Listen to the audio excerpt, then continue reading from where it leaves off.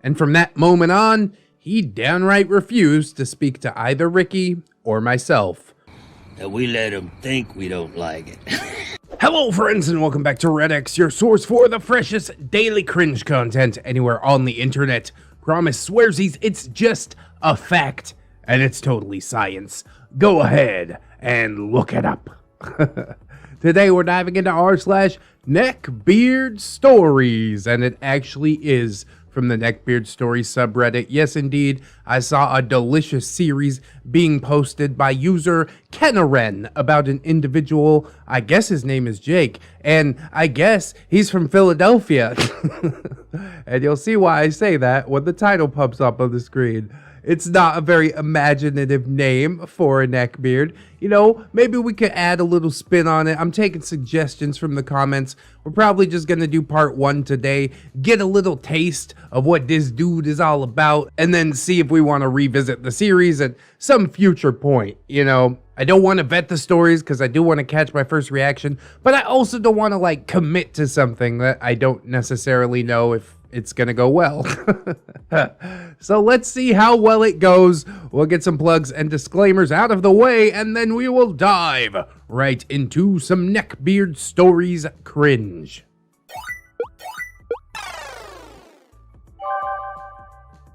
The Tale of Jake from Philadelphia.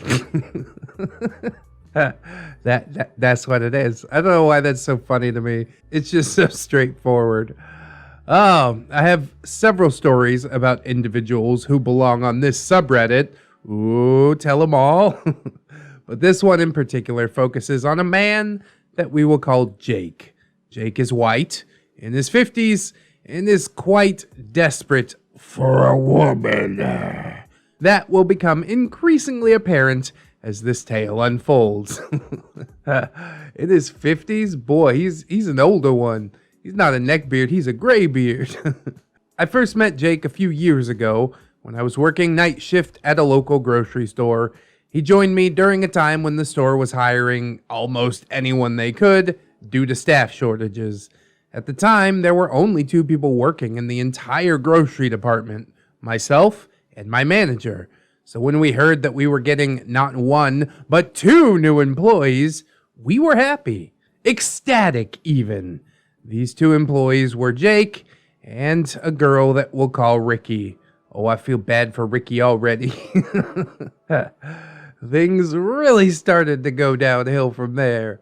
Yeah, I gotta tighten up those hiring practices, man. They just letting anybody walk through the door. You see, the one who got stuck training Jake and Ricky on their first day was me. Well, yeah, the fucking manager's not gonna do it. Ricky was a delight. And I don't mean that in a sarcastic way. Ricky was my age, and she had previously worked at a huge retail chain that you've probably heard of before, and she had a lot of experience working retail. Aside from having to show her the way the store wanted it done, I was pretty much able to just leave her on her own and let her do her job. And she did her job well. But Jake, on the other hand, Jake did not like the fact that I was almost 20 years younger than him. At one point, he even requested that someone who knew what they were doing would show him what to do. Bitch, why do you think they assigned me to you? Because I know what I'm doing. Just because you're old doesn't give you any credit. Sorry, not sorry. I reminded him that I'd been working in the store for nearly 4 years at that point, and I did, in fact, know what I was doing. Well, Jake didn't like that response, but I wouldn't know about all that until a bit later. I was forced to work with Jake the entire night, as he had no prior retail experience and lacked the common sense that you would expect a gnat to be born with. And during this entire time, he talked almost exclusively about his ex-wife and how much he hated her. How do you go through like 50 years and never work a retail job? What is this? How is he possibly working retail now? You think he's on the government dole? I think he's probably on the government dole. I couldn't tell you what he talked about specifically because I wisely ignored most of it. But yeah, what I took away is that he really hates his ex. Things really came to a head during our first truck night. We'd successfully managed to put up a 15-pallet truck with some time to spare, and we're now straightening up the aisles and making the products on the shelf look nice. My manager and I, having known each other for nearly 4 years at this point, were quite good friends. We talked a lot, sharing stories that we'd both already heard half a dozen times, and would most likely hear another 7 or 8 times before all was said and done. The key here, though, is that for the last 7 months or so, we'd largely been on our own in the store. Being on night shift meant that the two of us were basically alone from the moment that the closing manager left and up until the opening manager arrived. So we'd grown used to saying basically whatever we wanted to each other. It was during my retelling of one of these stories that I said the phrase, "This fucking bitch." Now, this was not directed at anyone in the store. In fact, this was me retelling a story about a friend from my childhood who I'm still very much friends with. Jake did not like my cursing, and he said as much. "Hey, Kenred, there's a woman present. You know, you really shouldn't be using that kind of language." Realizing that Jake could actually be correct, I turned to Ricky, and I apologized. She responded by saying, "Oh, that didn't bother me at all. I probably cuss just as much as he does." I accepted her response and turned to Jake. "See, Jake, there's nothing to worry about. She said she doesn't mind." And then I went back to telling my story, but it was again interrupted by Jake. "I'm just saying, even if she's okay with it, you still shouldn't be saying that kind of stuff around her. It's not something that a gentleman should do." Yeah, slandering his ex-wife the entire night. This dude is the pinnacle of chivalry. Now, I never claimed to be a gentleman. Not once. I could be nice when it was called for, but I was in fact a dick most of the time. And regardless of who you were, I basically took you at face value. If you said you were okay with something, then yeah, you were okay with something. If later on you had an issue about it, then you'd have to tell me. Otherwise, I'm gonna keep holding you at your word, like a normal person would do. I will try to change how I act accordingly, but I've never been one to try and protect people from something that they say they're okay with. Ricky, as a grown woman, understandably didn't like Jake telling us that we should ignore what she had said because he didn't think it was proper. I literally just said I didn't give a shit. So why are you trying to defend someone's honor who honestly doesn't fucking care? She told him. And from that moment on, Jake positively hated Ricky. Yeah, you're going in the ex-wife bin, Ricky. And I mean, he hated her with a level of vitriol that was just wildly uncalled for. He began to treat both her and myself as lepers, having little to do with either of us, and even refusing to speak so long as Ricky was in the room. Oh God, is all this on the first night? We can let him go like the next day, right? This is obviously not gonna work out. And in my case, he tried to intimidate me into acting as he wanted, which was never going to work. But that's a story for another time. Personally, Ricky and I didn't really care. We missed out on nothing from having him refuse to talk to us. In fact, it was kind of nice. Yeah, blessed silence, man. Silence is golden. I quickly realized that Ricky had a lot in common with me, and we became fast friends, which only served to infuriate Jake even more. Jake started spreading rumors about Ricky. She was a whore, and she was sleeping around, and she was cheating on her boyfriend, and she was a bitch who was just mean to everyone for no reason. Oh, have you ever met a cattier 50-year-old man?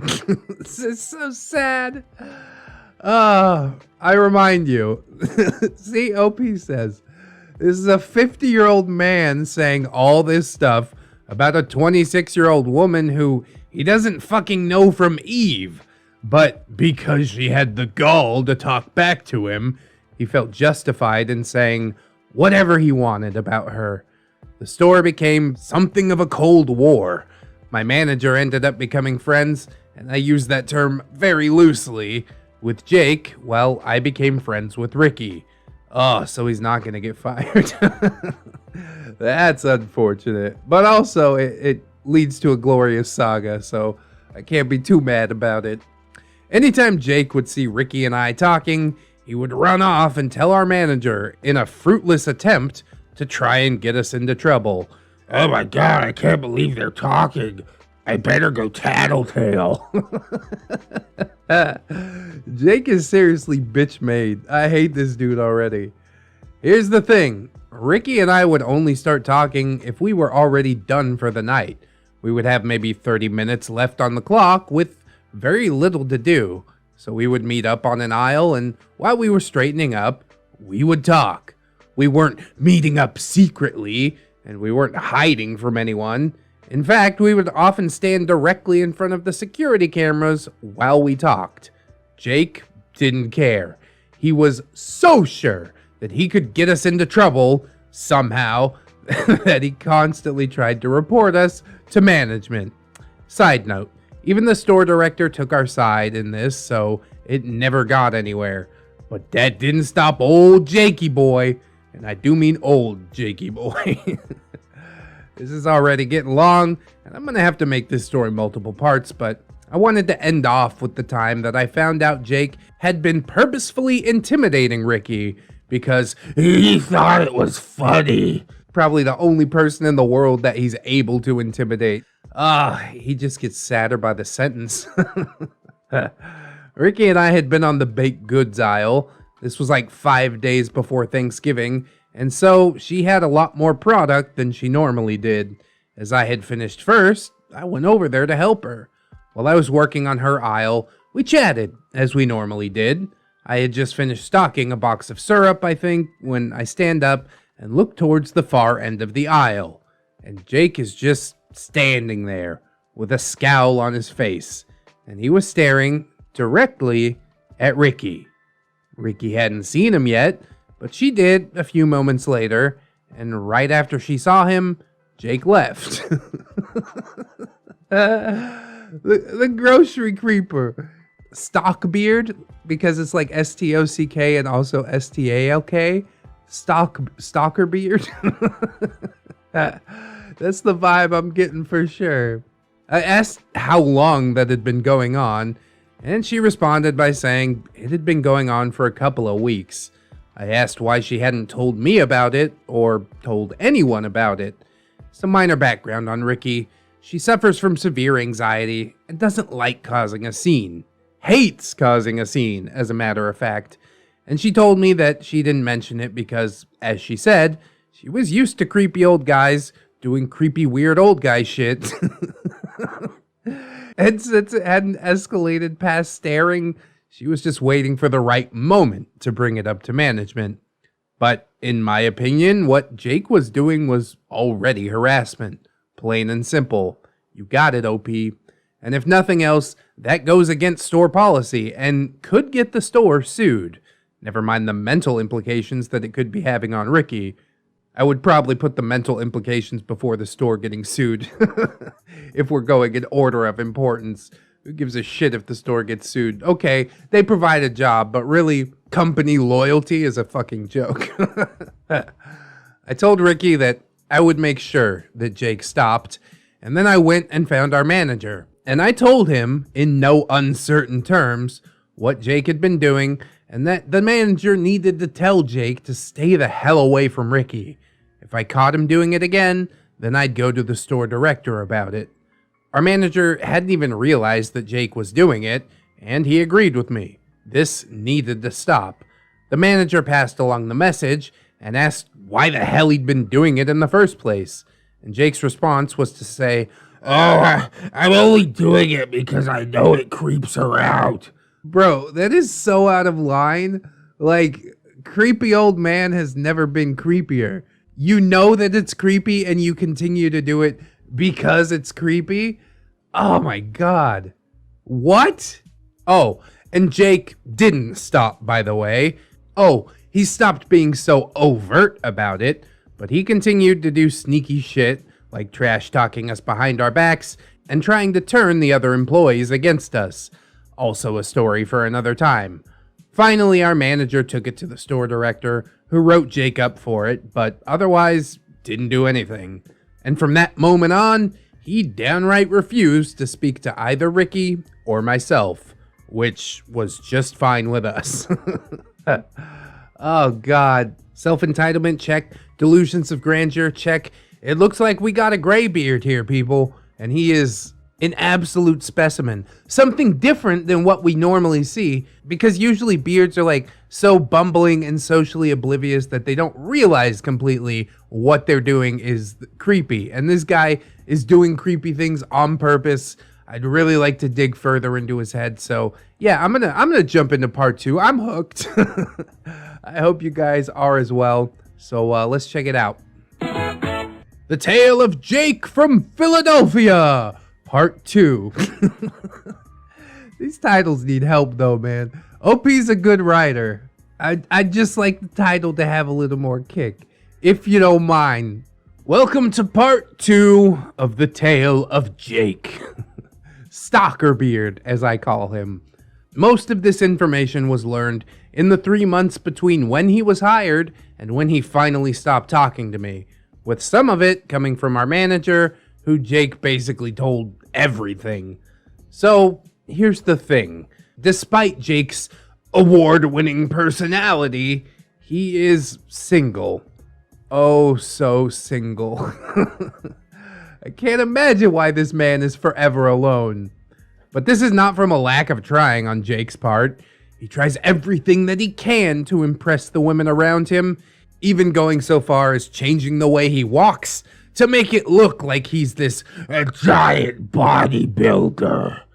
To his credit, he is fairly tall, around 5'10", but heavily muscled, he is not. That doesn't stop him from swinging his arms and rotating his shoulders in what I can only assume is a spot-on impersonation of a gorilla walking on 2 legs. It's honestly the funniest thing, especially since he only walks that way when he's around women. Teenage, middle-aged, married, gay, Jake doesn't care if you're a woman. Jake needs to impress you. Yeah, he's taking on all comers, all those prospects out there. I know for a fact that it's all an act, because whenever it was just guys on shift, he walked completely normal. No shoulder swinging, no puffed out chest, nothing. He just walks with his head down and his eyes glued to his phone.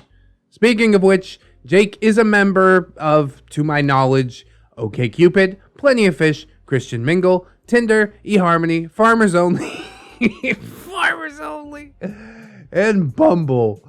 I think that's all of them, bro.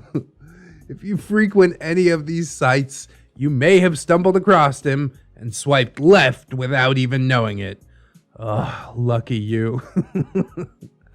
Saved by the swipe. In spite of mine and our manager's best efforts to stop him, Jake was catfished at least 8 times in those 3 months. And they were like obvious catfish as well. Among the women used to scam him were Eva Mendes, Jennifer Aniston, Christina Aguilera, Cameron Diaz, and Carrie Underwood. And those are just the ones that I remember.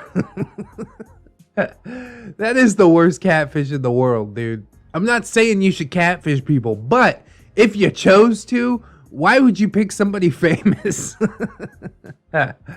And on top of that, why would you fall for it? Well, I guess because Jake's an idiot. He's out of his depth with online dating. When I told him that they were just people trying to scam him out of his money, Jake replied by saying, I'm not stupid. I'm not gonna fall for their scams.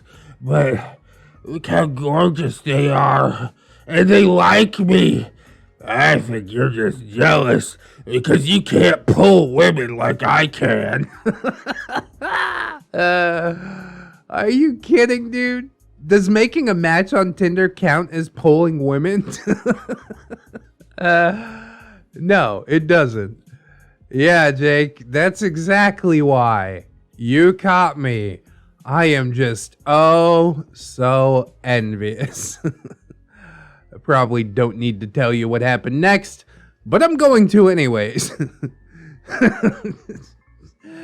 Jake was convinced by Jennifer Aniston to buy $700 worth of iTunes gift cards so that she could use them to purchase a plane ticket to come and see him. Jennifer Aniston's fallen on some hard times.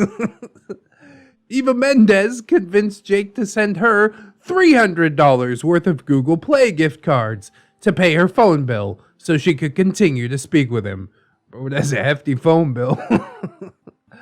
I forget the rest, but by Christmas, he'd sent a little over $5,000 to the various women that he was speaking to. Oh, God, that's kind of sad, isn't it? I mean, it is hard to find sympathy for the guy. I dislike neckbeards immensely, but I dislike scammers just that little bit more. And he's just the old dude on the internet. He doesn't know what the hell he's doing. OP tried to save him. OP's a good guy, but goddamn, you can't save people from theirself. When our manager discovered all this, he was understandably concerned. He sat Jake down and tried to talk him out of sending them any more money. But despite already being ghosted by two of these women, Jake was still convinced that the others were real. Our manager Googled Carrie Underwood to show Jake whose picture they were using, and his response was, "Oh, so she's rich, huh? That's great. But hey, if she has that much money, then why did she need money from me?" "She didn't, Jake.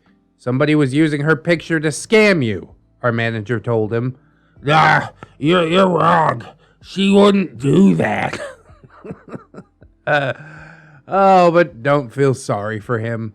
He was talking to 3 of them at the same time, and he told all of them that he loved them and wanted nothing more than to move them all in with him. Yes, his plan was to move 3 women in with him at the same time and be in a relationship with all of them. Yeah, why disappoint just one woman? If they weren't scamming him, I honestly would have felt sorry for him.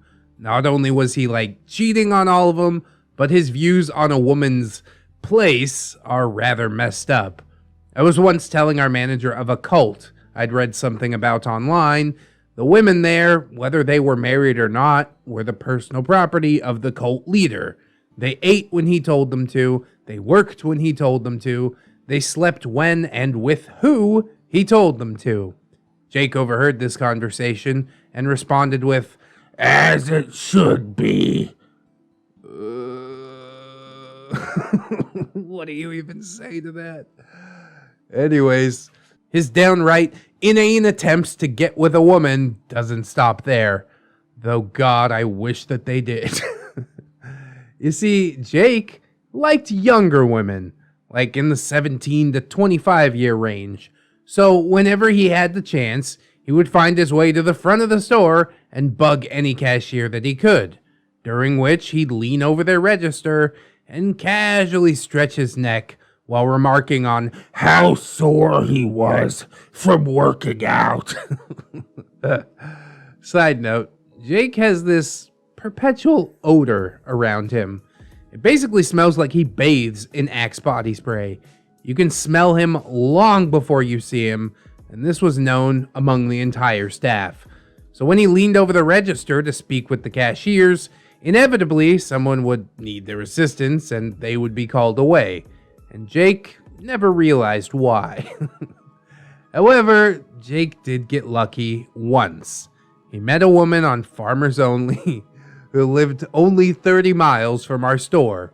Jake was so excited to have a date that he even told me about it and showed damn near everyone in the store her picture and also told them when and where they were going on their date. So you know that it's totally real for reals. Now, this next part came solely from our manager, as Jake didn't talk about this woman ever again. Jake regaled our manager with his experience on the date. The woman came to pick Jake up at his house because Jake had never seen a need to get his license or buy a car. At 50? Oh, God, dude. Jake immediately told this woman that he would rather drive her car to their date because he didn't trust a woman to drive him anywhere. God. I don't even know what to do with this guy at this point. Bro, somehow the date did not end there. Oh, this woman needs to get some more self-respect. They went to dinner, which the woman was forced to pay for because Jake couldn't afford the food that he had ordered and then ate. It was on the way home from the date that Jake told the woman that he expected her to sell her house soon and move in with him. Understandably, the woman told him, no. So Jake threw a temper tantrum, calling her a fucking bitch, and then demanded that she take him home and not message him again. Which she did. Oh boy, there's a lot to unpack there. However, as bad as all this was, this isn't the reason that Jake stopped talking about her. He stopped talking about her because she really didn't message him later. He honestly expected an apology from her. Yeah, no idea why he's still single. More to come in part 3. It gets worse. God. I don't know how much worse it can get, man. The level of control that this guy expects to have over women's lives is just insane. He's a loser who works in a fucking grocery store stocking shelves at 50 years old. He doesn't have a car, and he's like, yeah, you gotta sell your house and move in with me. Bitch, on the first date, are you out of your mind? The answer to that is, yeah, he definitely is. Jesus Christ, dude. I didn't know what I was getting when I dove into the story, but I need more. I need more. It's so well written. I really enjoy it. It's got a little bit of everything. Failed dates, neckbeard on the job, creepy old man doing creepy old man things. What else could you ask for, honestly? I was a little bit skeeved out when OP is like, oh yeah, he likes women that are like 17 to 25, but like, is anybody really surprised that he would totally do shit with an underage girl? Because I'm not. Do I really even need to say that that is not cool? Very un-okay? I don't think I do. Probably my favorite part is when he's like self-identifying with the cult leader. He's like, yeah, all that horrible shit happened. That's as it should be. Like, I don't have a response. I'm sure OP didn't have a response. Who could possibly formulate a response to that in the moment? Jesus. So yeah, we're definitely coming back to Jake. This is a killer series. He really does have like the brain of a high school girl trapped in a 50-year-old man's body. Oh man, young heart. Ah! The Tale of Jake from Philadelphia, Part 3, or Philadelphia Cheesejake if you like. I do like. Hey everyone, welcome to Part 3, otherwise known as the Great Bullshit Campaign. If you haven't seen Parts 1 and 2, they are in a singular video. I will stick that link in the description for you. Speaking of, in Part 1, I might have mentioned that Jake didn't like either myself or Ricky. Well, there's more to that story. A lot more. Do tell. Before we begin, I have some stuff that I need to make clear. Full disclosure, I was single during this time, but I'd always had some hang-ups about dating. At that point in my life, I'd never dated anyone because I just didn't consider myself worth anyone's time. Aww. And so I dropped contact with girls that I was interested in before things got beyond the talking stage. Well, that makes me so sad. OP seems like a good noodle. Throughout Parts 1 and 2, I'm like, this is one of the good OPs. This is a guy that I don't have to attack. And I appreciate that when I can side with you against the Neckbeards instead of just like attacking everybody involved. As I do sometimes. You are worthy of love, OP. I only know you through text, but I like you already. I'm not telling you this to garner sympathy. I'm telling you this because Jake decided to make it relevant to the story. Jake did not know that I held this opinion about myself, but it likely wouldn't have mattered to begin with. He started a rumor that Ricky and I were sleeping together. You see, Jake couldn't fathom the idea that I, a then 25-year-old guy, and Ricky, a then 25-year-old woman, could have any kind of relationship without sleeping together. Well, considering what we know about Jake's views on women, I'm not too surprised that he held this opinion. Never mind that Ricky was in a relationship and I was/am the kind of guy who takes that kind of thing very seriously. I was also her direct superior at work. Doing anything of that kind would have likely gotten me fired. Maybe that was his real angle for it. Were I smart, I probably should have stopped talking to Ricky so much and let the rumors die down. But I'm a petty bastard, so I did nothing. If someone asked, and several people did ask, I of course denied it, but I did nothing to try and appease Jake. Shit, yeah, OP, don't give that boy what he wants. If they're trying to fire you for a workplace relationship, you tell them, show me the proof. There is no proof. I told Ricky about the rumor over Facebook Messenger within an hour of hearing about it, just to make sure that she wasn't blindsided by it. After doing so, I fully expected her to drop contact with me, but she didn't. The situation actually made us even better friends, and we started talking even more often. We'd gone from work friends to actual friends, and this pissed Jake off something fierce. Because his first rumor didn't get the job done, he began having full-blown conspiracy theories about us, telling other coworkers that we were cheating on our partners, and that we were having secret meetups in the middle of the night. Even going so far as goading a coworker who had a crush on Ricky into trying to follow her home one day to see if I showed up.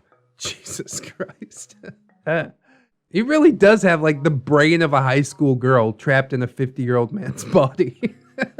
It's so ridiculous. He ultimately didn't do it, but only because our manager was his only way home and the manager refused to do it.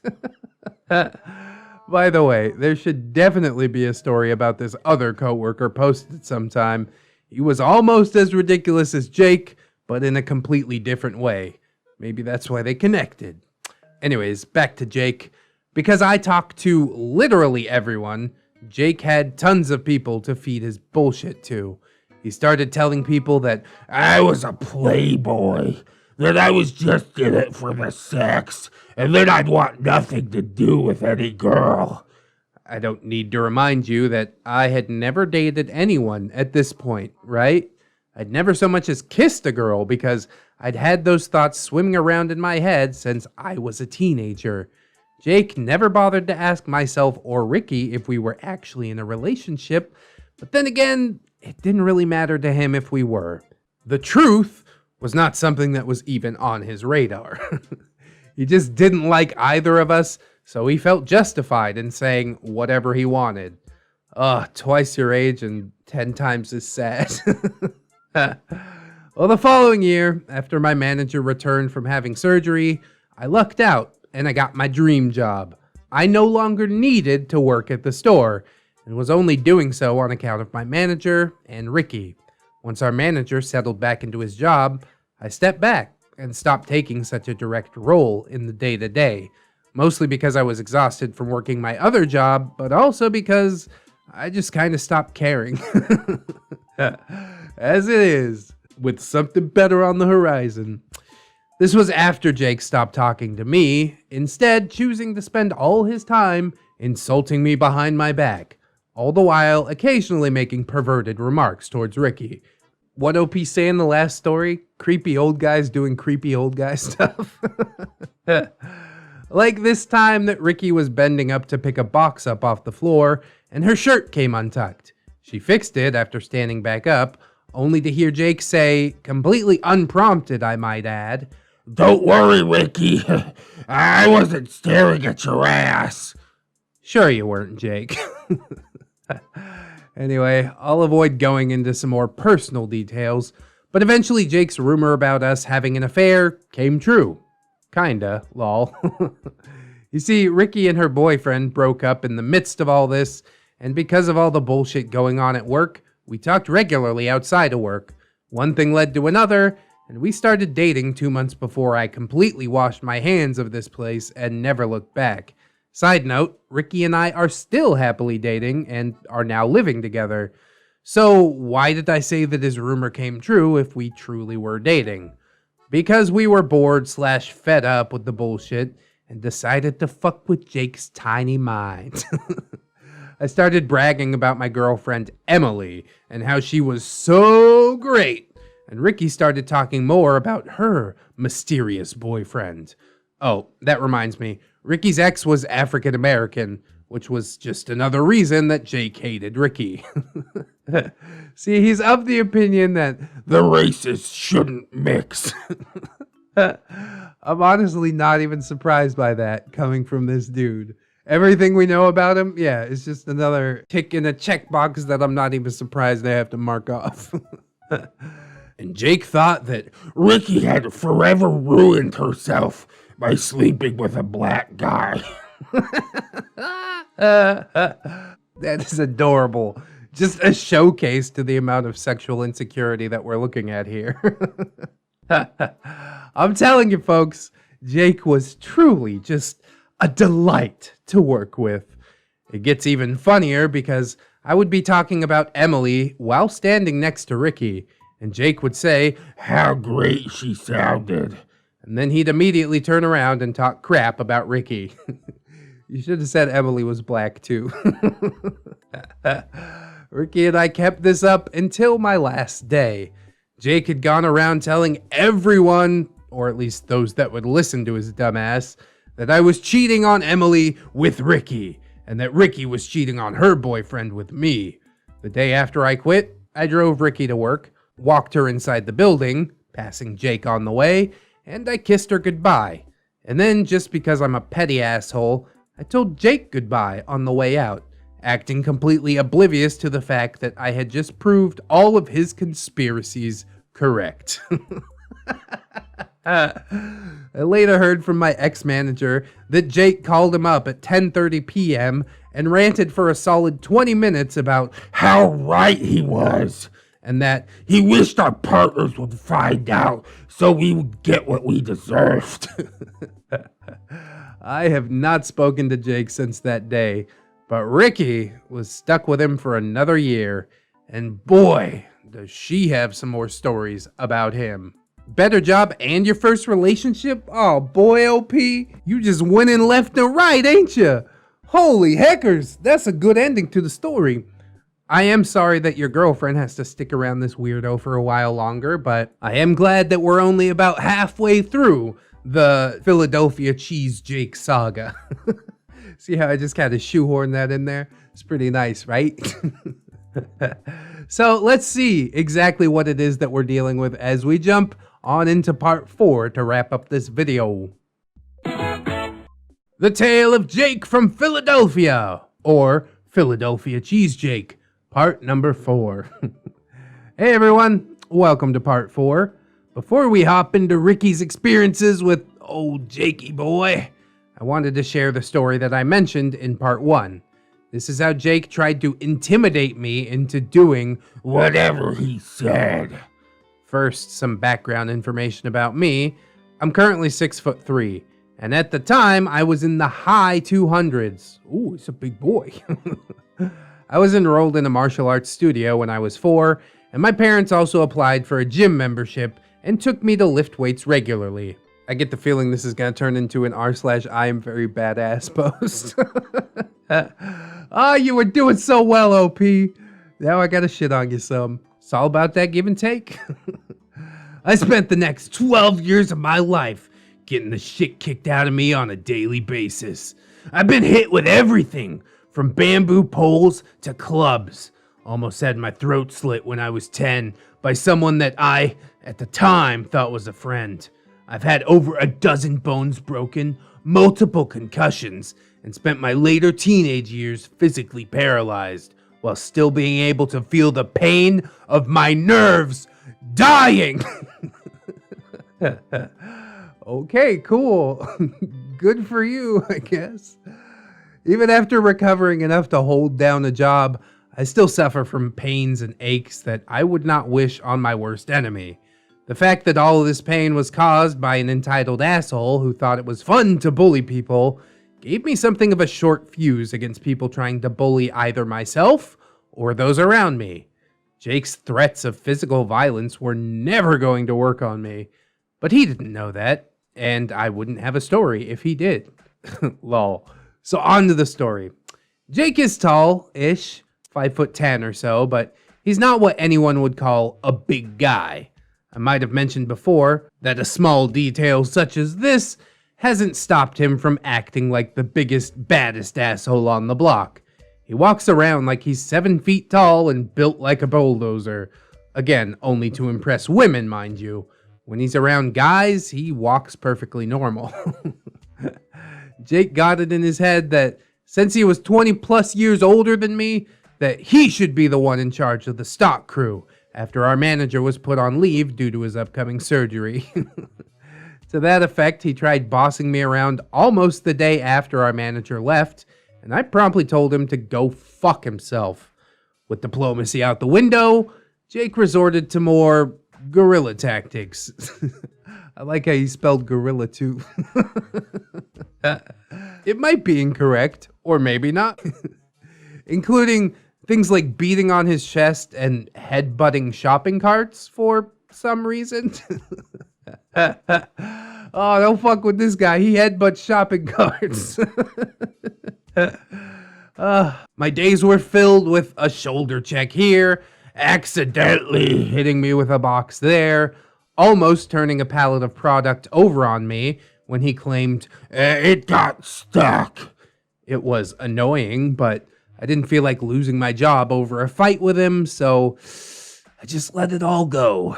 But I never forgot any of it, and I reported the most excessive acts to the store director, who said that as long as they were accidents, his hands were tied. They had to prove that he was doing these things on purpose, though he was written up for negligence about the pallet of product that he turned over. I spent the better part of 2 months dealing with this petty bullshit until it finally culminated one seemingly normal Tuesday night.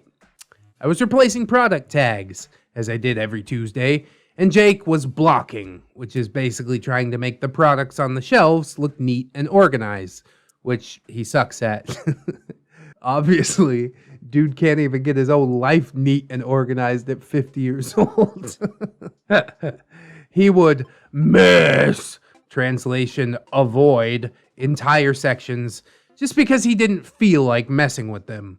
I, as the one responsible for making sure everything actually got done, had to go behind him multiple times to fix his dumbass mistakes.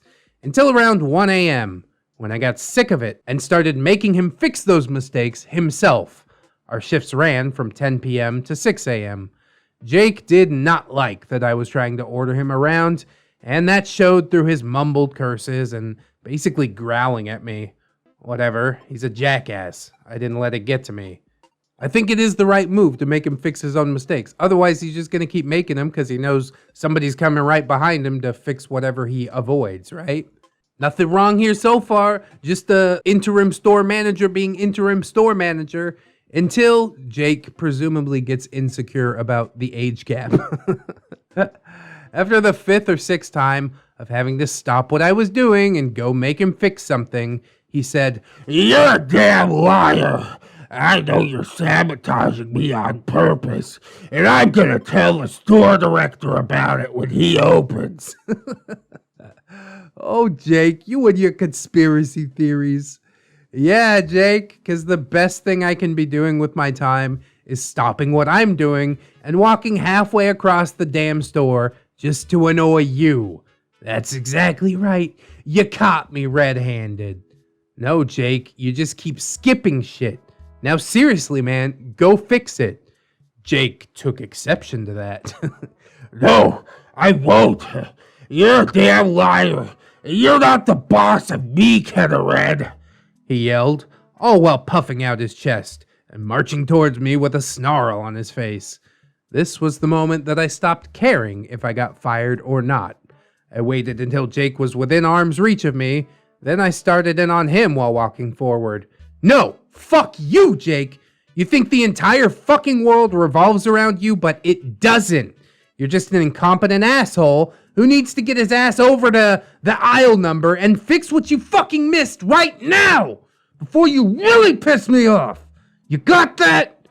Jake started backpedaling the moment he realized that it was either move or get shoved backwards.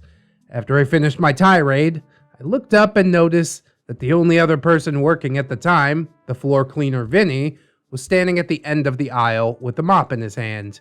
The sight made me pause long enough to let Jake run off. I asked Vinny what he'd planned to do with that mop, and his response, "I heard you yelling. I thought this was my chance to help beat the shit out of Jake."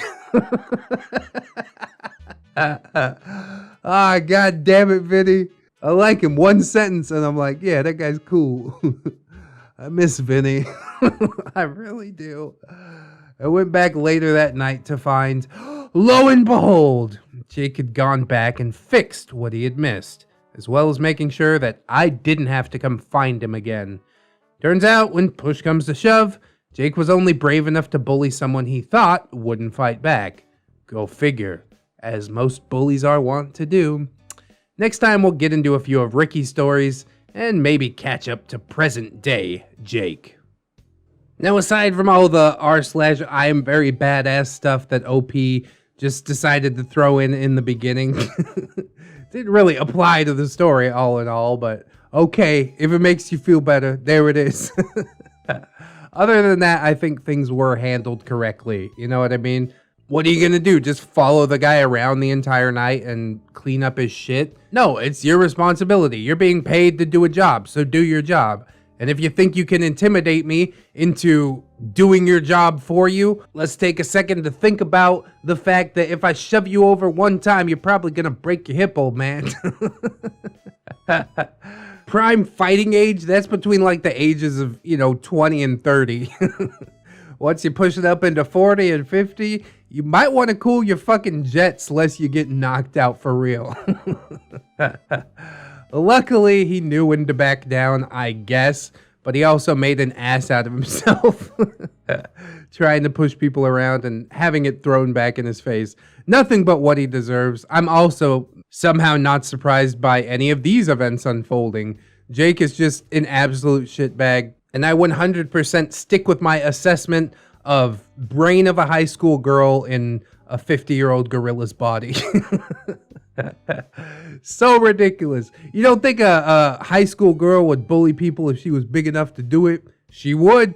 I probably shouldn't paint all high school girls with the same brush, I'm talking about Mean Girls, You ever seen that Lindsay Lohan movie? Everybody has. It's compulsory if you're American, I'm pretty sure. Really good stories. I cannot wait to see how much creepier Philadelphia Cheesejake is gonna get when OP isn't around to protect Ricky. Hopefully things don't turn out too bad. From the levity that's injected into the story, I don't think that it is. But I've also been thrown off the trail before and just been completely blindsided. Take the Weeaboo saga, for example. I talk about it all the time, but goddamn, it was the highest highs and the lowest lows. The laughs, the cries, it was beautiful. Hopefully we just have the laughs here. That's why I'm so hooked into the story right now. But I guess we'll just have to wait and see what parts number 5 and 6 will bring to us. I believe that part number 6 is the last part. I haven't dug into the post quite yet, but I do see that it says it's up to modern day at that point. So, okay, we'll leave it be. We'll be grateful for what we got, and I thank you guys for joining me on the ride. Probably a couple days we'll get that last episode about the Philadelphia Cheesejake up, and hopefully it's just as enjoyable as the first 2 parts, at least in my opinion. That's my money. Marry me with my money. The Tale of Jake from Philadelphia, part number 5. Hey everyone, Welcome to part number 5. I'm going to go ahead and links part number 1 and 2 and 3 and 4, which are 2 separate videos. Those links in the description as per usual, as long as I remember to do it. Everything that happens in this part are stories revolving around Ricky's interactions with Jake after I left, or stuff that was found out by the manager after I left. So, following my departure, Ricky was unfortunately left to deal with Jake and his bullshit all on her own. Oh, OP, how could you do this? But I understand, on to greener pastures and shit. You can't just stay at a job because your significant other also works that job. But I do feel slightly bad for her. But yeah, she is a tough woman. I was more worried about Jake pushing her too far and getting her in trouble for stabbing him, lol. Luckily, that never happened, although she probably came close knowing this dude. But there were plenty of annoying days ahead. With me out of the picture, the manager was forced to take on more responsibility than he was used to. Managers. Until then, I'd been handling a majority of the day-to-day work, leaving him to run overstock and babysit, just keep an eye on Jake. Since that was no longer an option, and Jake could no longer afford to stick to his side all the time, Jake filled his spare time by annoying Ricky at every chance that he got. To his credit, most of it probably was accidental. He's just so incompetent without the manager covering for him that he frequently messed up. He'd try to drag a pallet full of sugar through a space so small that the bags on both sides of the pallet would tear open. And then he'd drag that pallet around the store looking for where they went in the store. They never moved the fucking sugar. He just kind of forgot. Yeah, Alzheimer's, bro. It's no laughing matter. He'd open cases of product, glance at the shelf, and then set the case down without even trying to search for it. He'd leave them on the aisle for Someone else to pick up later. because he couldn't be bothered to look for more than half of a second. He flipped more than one cart by stacking product incorrectly, making it super top-heavy, and trying to take sharp turns. He broke 5 cases of hot sauce in a single night, and then topped it off by breaking a case of pickles. Not the pickles, bro! God damn, I want some pickles. Both the hot sauce and the pickles got all over him.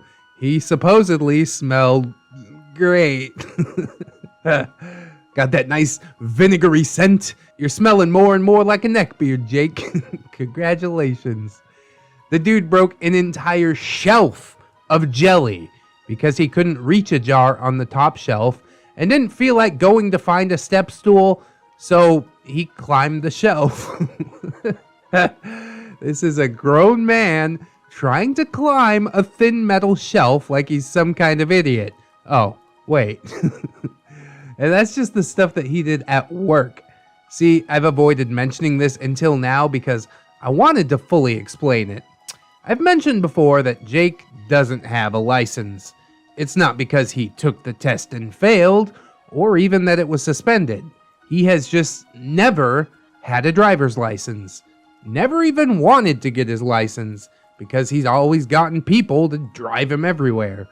So when he started working at the store, he decided the best thing to do was go out and buy a 10-speed bicycle that he never learned to shift into a higher gear, even after 2 years. What? It works a lot better if you shift, Jake. And he carried all his stuff around in his daughter's bedazzled pink pony backpack. Wait, he has a daughter? Oh Lord, that poor child. Bless her heart. Dude can afford to buy a 10-speed bike, but he can't afford a backpack? What is happening? I wish it stopped there. I really, really do. In rain, snow, or shine, Jake rode that bicycle 7 miles to and from the store. Well, you can't say he's not dedicated, I guess. And he did this without ever wearing so much as a poncho to keep the rain off of him. Instead, he thought it was cheaper just to use trash bags with a hole cut in them for his head to pass through. He threw these away after every use, by the way. Somehow, knowing all that we know about Jake, the trash bags are just way too fitting. And he should throw them away after every use. The dude is foul. He's covered in hot sauce and pickle juice. What do you want? He also refused to buy a winter jacket, so the manager gave him one to keep him from dying in a -2-degree snowstorm. His reasoning for both? He'd rather use his money on more important things. Like, e-girls and the women that had been catfishing him. Now, I have nothing against either of those people. I mean, you do you, ladies. But if it came down to me freezing my ass off or sending some women across the country money in hopes that she might come visit me someday, sorry, ladies, a coat is winning every single time. Seems like what a reasonably intelligent person would do. And I don't expect that from Jake. Also, I got no problem with e-girls. Catfishing, it's a pretty shitty thing to do. Not Jake, though. He'd rather freeze to death than miss an opportunity to increase his chances of maybe, perhaps, someday getting a woman to sleep with him. Of course, Jake has an ex-wife, a 13-year-old daughter, and a 6-year-old son. So you'd be forgiven for thinking that maybe some of that money possibly went to his kids. Ah, those poor kids, man. Don't bring the kids into this. This is gonna make me feel bad. Nope, none of that money went to his kids. At least, not at first. He'd paid $25 a month in child support since their divorce. That's not each, by the way. He paid $25 every month for both of his children. That's $12.50 a piece. That's enough to live on, right? Bro, do the math on that. That's 41 cents a day. That's what UNICEF charges to feed those African kids. These kids aren't from Africa, right? I'm very confused. No, in Jake's opinion, that was way too much. He took his ex-wife to court and sued so that she would have to pay him, even though the kids didn't stay with him. The judge, of course, ruled in her favor, and now he owes a little over $1,000 a month in child support. Oof, that one got turned around on you real hard, Jakey boy. Had you been a smarter dude, you would have just kept your fucking mouth shut. But wait, there's more. After the manager was put on leave for a second surgery, Ricky was put in charge of the stock crew. Jake hated that. He hated having a woman in charge of him. And he resented the store director for putting her in charge and not him. Gonna come back from surgery, the whole grocery store gonna be covered in hot sauce and pickle juice. So he told Ricky at least once a week that she wasn't his boss. And God forbid she tell him not to do something that the store director asked her to pass on. Yes, Jake cussed Ricky out because she passed along a message from the store director. And he told her, "No, you don't get to tell me what to do, Ricky. You tell them that they need to come tell me their messages in person, or I won't do it." Yeah, that went over really well. This is getting a bit long, but we're getting close to present day Jake, which will be the subject of the next post. I mean, the empathetic side of me feels bad for this guy who has to ride 7 miles on a mountain bike to and from work, wearing his daughter's pink bedazzled pony backpack, wearing a trash bag as a raincoat. But like, you did all of this to yourself, you know? Takes his wife to court to try and get like alimony payments out of her and ends up just getting slammed by the judge, as he should. The dude just seems to lose at every turn, and it is so beautiful to watch from the sidelines as his life devolves further and further. And of course, Ricky was assigned as the stock manager. This dude is so incompetent. He can't even remember where the sugar goes. He can't get it out of the back room without ripping it on the door frame. Like, if you had half a brain, you could be the manager, Jake. But he don't, so he won't.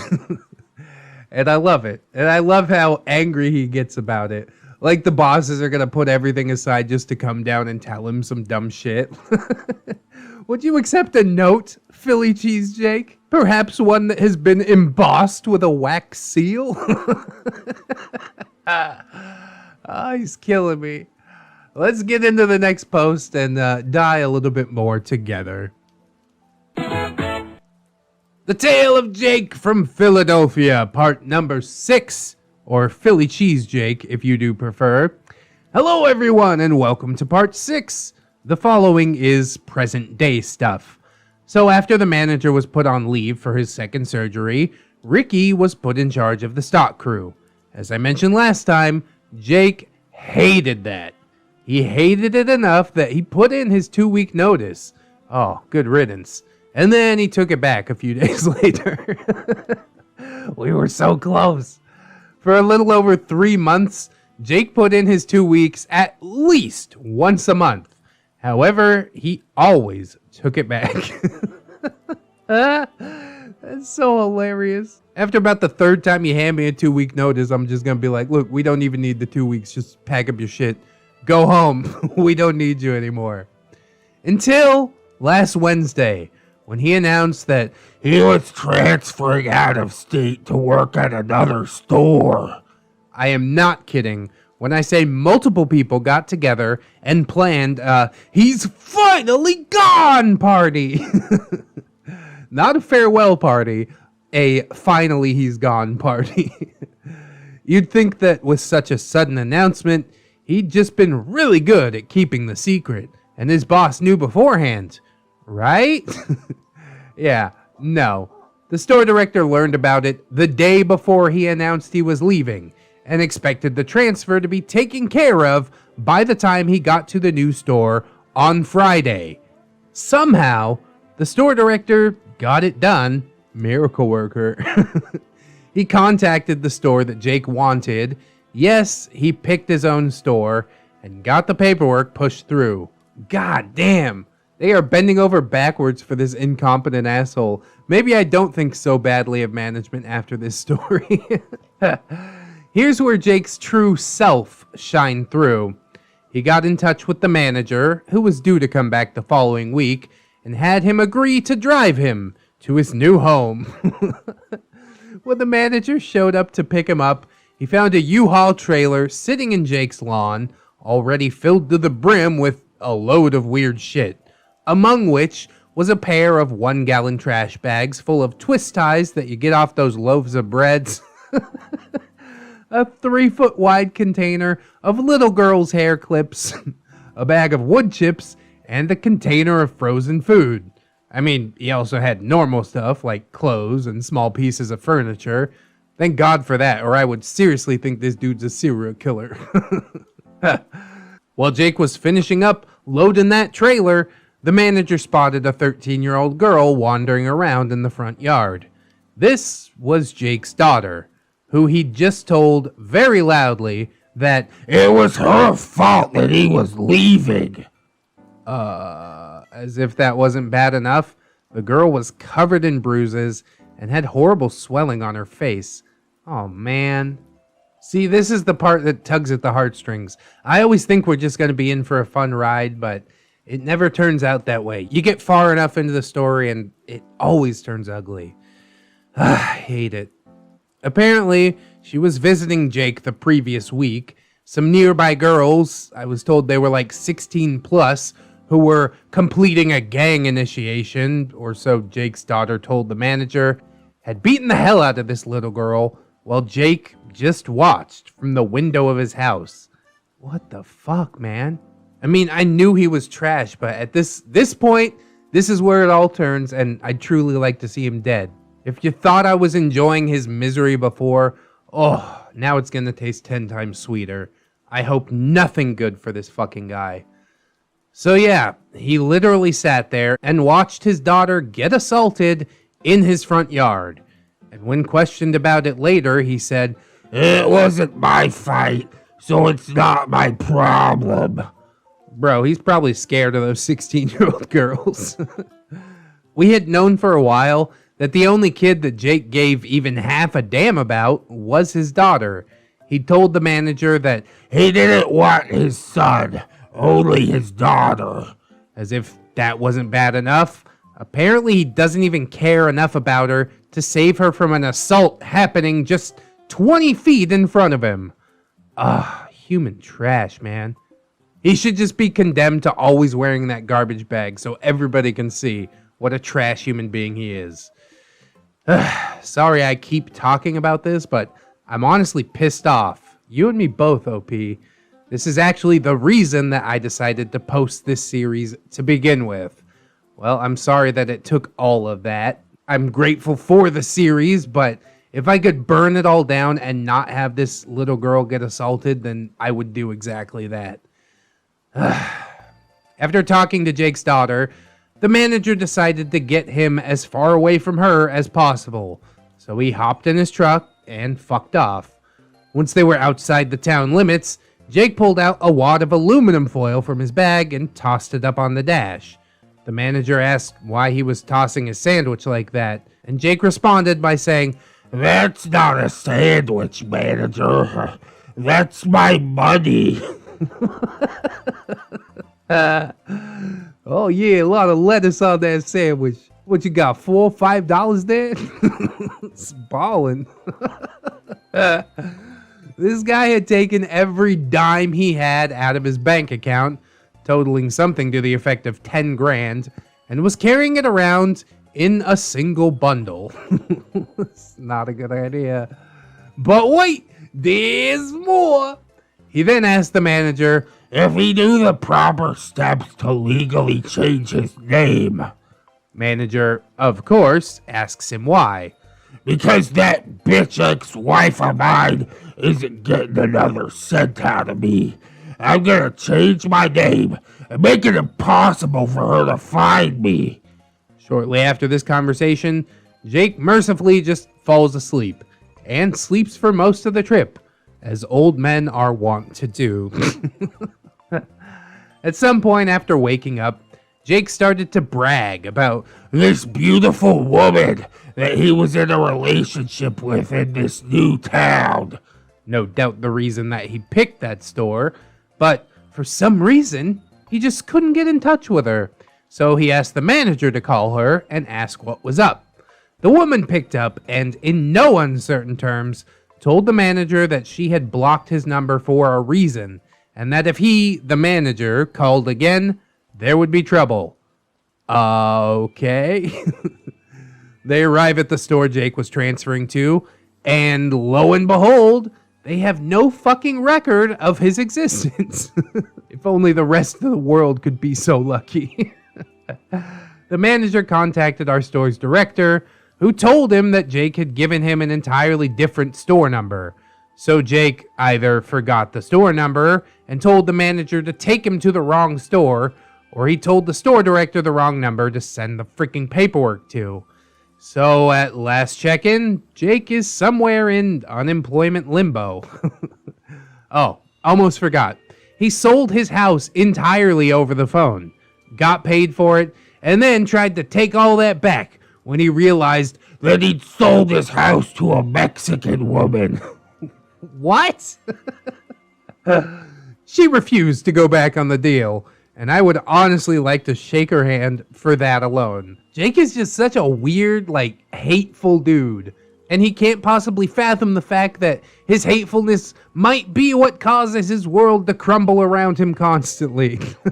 The level of cluelessness, my God. Jake's plan, once he got to his new town, was to purchase a small plot of land and a camper to live in. But after arriving and having his quote unquote new relationship fall through, Jake decided that the camper was just too expensive. Jake would rather just live out of a hotel room and store all of his stuff in a storage locker. Okay, fair enough, I guess. The manager took him to a storage locker and then to his chosen hotel. Oh, and at the storage locker, Jake got the wonderful idea to headbutt the trailer until his head was bleeding, so he'd have a scar that would quote unquote impress the locals. What the Excuse me? This dude is absolutely insane. Upon arriving at the hotel, Jake apparently saw a bunch of African American men standing around in the parking lot. And as he was climbing out of the truck, he said something to the effect of, "There's an awful lot of nice people," but that was actually a word that starts with N and ends with R, "around here. A manager?" Jesus. Understandably, the men in the parking lot didn't take too kindly to that, and the manager quickly assured them that he was just dropping them off, and they weren't friends, and that the manager's grandson was mixed, so he had no problem with any of them. They understood, but somehow, mysteriously, Jake's bike tires were slashed that night. And you know, I just can't figure out why such a thing would happen to such a nice person. I think he's lucky it was only his bike tires that got slashed, man. Oh, and someone, the manager, called Jake's lawyer, who I'm pretty sure is also Jake's ex-wife's lawyer. He's a good lawyer. Wrung $1,000 out of that beardo when he took her to court. And told him all about Jake's plan to change his name. And then gave him the number of the store that he was trying to join and the name of the hotel that he was staying at. See, that's like proof positive that the manager hated Jake just as much as everybody else, but he was trying to remain professional. But once he's out, all right, I'm gonna narc on him all day. Jake has called the manager 12 times since he was dropped off just last week to complain about all the misfortune in his life. He had to move to another hotel for some mysterious reason. Still no job, still no house, and of course, no women will come near him. In his last call to the manager, he said, "Can you come and get me, manager? I think I made a huge mistake." The manager replied by saying, "Sorry, Jake, but I didn't leave anything down there that I want back." Good luck to you, man. Holy shit! That is some fine evisceration. God damn, nobody wants you, Jake. If you crawled into a hole and somehow ceased to be, the world would be that much better for it. Jake still calls the manager to complain, which is a bit surprising considering that quite frank refusal. So I'll keep everyone updated if anything else happens. But as of now, that's all I have on Jake from Philadelphia. Thanks for taking the time to read this. There are very few beards that I hate as much as Jake from Philadelphia. Okay, the sexual assaulters, yes, they automatically get front-loaded to the top of the list. I would love to see them dead. But people who bring harm to children in any way, even if that's just by standing by and watching their child get beat, when honestly, they're 16-year-old girls. You can go over there and yell at them, and they'll all knock it off. Like, I don't understand what the logic is. Oh, it's not my fight. Like, yeah, but that's your fucking kid. It is your fight, isn't it? What an unfit parent. What an unfit fucking human. I hate Philly Cheesejake. And that's not even the last that we have on him. A new story popped up recently, which is what spurred me to get these last two out. So we're going to go ahead, jump on into it, and see if we can't get the series wrapped up. The Return of Jake from Philadelphia. Oh boy. Yep, you read that correctly. Jake came back. So for those who haven't read the first 6 parts and don't know who Jake is, I envy you. But TLDR, he is just one of the worst human beings that I have ever had the displeasure of knowing. And approximately 2 weeks ago, he left for lands unknown.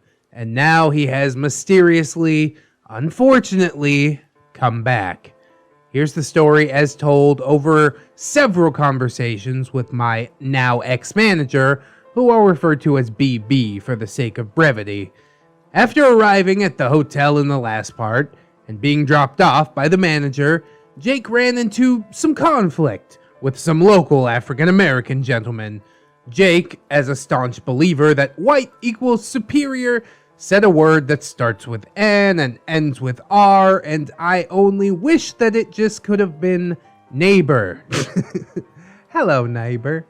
The tires on Jake's bike were slashed, and he fled to another hotel. After getting his tires replaced, which he tried to do by taking the tires off a display bike at Wally World, Jake was pulled over on his bike for riding into oncoming traffic. Oh, if there was ever a time to wish for a drunk driver. The officer, presumably just trying to be nice, let Jake off with a warning to stay in the bike lane. Jake is pulled over 3 more times for the same thing. To my knowledge, he somehow avoided getting a ticket, but fret not because it does not end there. Jake was involved in a hit and run while doing the same thing that he'd already been warned 3 times not to do. Why? Because he believed that he had the right of way on the road at all times, and so getting hit by this car was obviously the fault of the driver, not Jake. Not Jake. It couldn't be Jake's fault. Is anything ever Jake's fault? Here's the kicker. He didn't report it to the police because he thought that would allow his lawyer to find him. But Jake wholeheartedly believes that the person that hit him and fled the scene was his ex-wife. This dude is crazy as hell. Never mind that she lives and works in a completely different state, and by Jake's own admission, he didn't tell her where he was going to be because he planned to change his name and get out of paying child support. It just had to be her because the car looked so similar to hers, and because she's an evil bitch. Oh boy. Delusions on top of delusions. A few days after almost dying, Jake is back on the roads with a brand new bike. And just in time, too, since his paperwork finally came through at the new store and he's supposed to start in just a few days. In the 4 days he was waiting to start working, he changed hotels 2 more times for reasons that remain unclear. But it was finally here, the day he was supposed to start his new life and possibly find someone to date him. Jake was so excited, like a kid on Christmas. He gets to the store, and this is where things get murky, because Jake was tight-lipped about the whole incident. But since his new boss was a woman, and as stated in an earlier part, Jake doesn't like the idea of a woman telling him what to do. That could have had something to do with the fact that just 2 days later, Jake was getting on a bus and returning here, leaving all of his earthly possessions in another state. Jesus, I'm not big on having a plan for life or meticulously planning out day-to-day stuff, but at least have an outline. At least act like you know what the hell you're doing. Oh yeah, and since he sold his house, he's also currently homeless.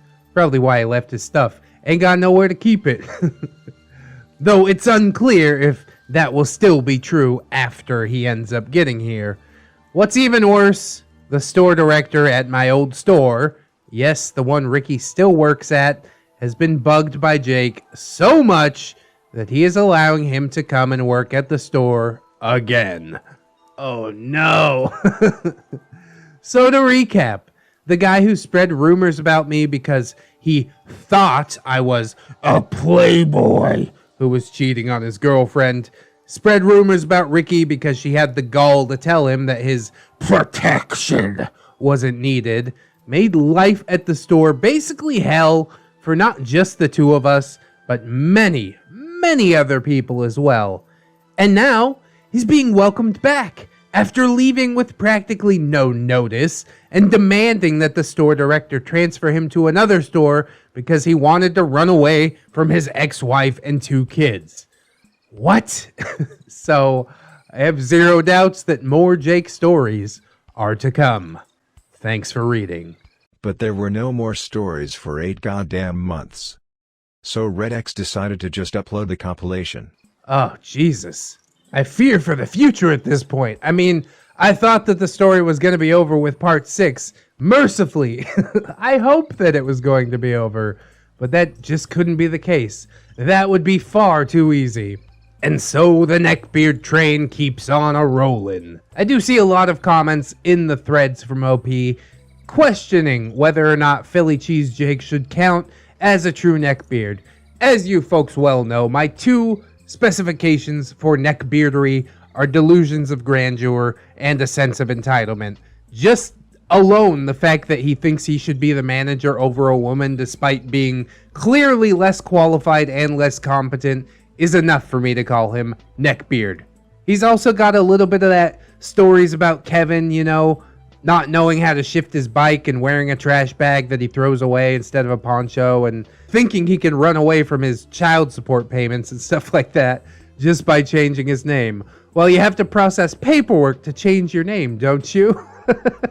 I think they're gonna put 2 and 2 together. Adoy. So I don't know, man. Jake seems to be quite a specimen. I'm sort of happy on some level that we'll get more stories about him, but I still fear for Ricky's safety because this guy is obviously a loose cannon in many, many ways. So stay safe out there, OP. Keep your lady safe. It seems like you both got good heads on your shoulders, but never underestimate the animosity of a neckbeard cornered. Oh boy. Anyways, friends, I hope you enjoyed this episode. I hope that you'll like, comment, and or subscribe. If you did, check out all them links in the description. All kinds of plugs down there. I added some playlists and stuff down there too, in case you missed out on those. There's also my social medias. Hey, Facebook, Twitter, Discord. Come and join me. Say hello. Oh, and also my gorgeous, wonderful, beautiful, generous patrons. I'd like to thank them all as I do every video. So thank you very much. Calvicus, Fatboy Shrimp, Robert Waits, TSM Kirby, Aaron W, Twisted Child, Delicious Jelly Donut, Candy Sora, Fire Drake, Livison, Mr. Anime Manga Fan, Silent Revolver, Zero My Mex, Magdalene Marshall Thornrose, Little Lone Wolf, Vanilla Mel, Rouse Tower, Satori, Babsy-kun, Caustic Fox, Disposable Waifu, Aaron Lennox, Fisher Diggy, Hadrian BR, Heathcliff, OG James Cook, A Pimp Named J Crisp, JM Kun, Jerry, John Hero, Miss Monday, Lord Liono, Jackets Rule, Melgar the Destroyer, Mirthful Baker, Mr. J, my boy Nat One Nick, Lady Nix, Origami Steve, Katykins, Elizabeth, Sidestep, Cider Drinker, Serrated Ash, Siegfried, Synaptic Boomstick, Brilliant Tamago, Tato Ferret, Teddy the Police, 10-Ton Monster, That Duck and Bug, The One True Fusky, Treeberg, Wilmax, Redwind, Goose as Honk, Leon Embers, Naga Viper, John Endors, A Normal Joe, Amara, A-Roxers, Cake Jerry, that's a different Jerry, Cinnamon Bunny Dog, KJW, Kajow! Crafty Kitty Cat, Little Ann Woods, Mark 211, maybe next time, Milkfed Gimp, Miss Duchess, Origami Cam, Princess Rosalie, Ghosty, Raptor Art, Ellie, The Last Shinobi, and the Necrobomicon. Good lord, that list is getting long. Thank you guys so very much for supporting the channel in the way that you do. I appreciate it more than words can say. I hope some other people will consider signing up, but if you can't do it right now, that's alright. I mostly appreciate you just coming on through, hanging out with me, and I hope that you'll come on back and hang out with me again tomorrow. In order to do so, you need to keep yourself safe out there. Wash your hands, but also take some time out and do something that you personally enjoy today. Maybe, like watching some more ReddX videos. Sounds good. Always remember, friends, that you are loved, you are worthy, and you definitely deserve it. I shall see you in the next one. And until then, friends, bye-bye.